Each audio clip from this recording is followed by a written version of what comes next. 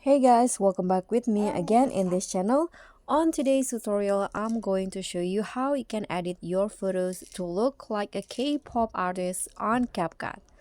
So here I've already added two photos that I want to edit. Let's try the effect on the first one. So just click on your photo and go to style.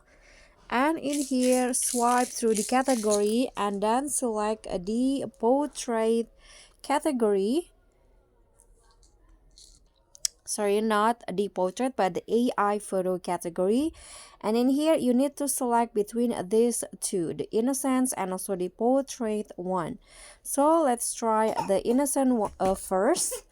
So here is CapCut will apply the style to your photos, and you can see now the photo will look like this.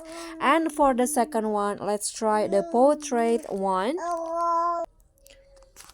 and here is the result. So you can see now the photo will look like this. It looks like a Korean artist, I think.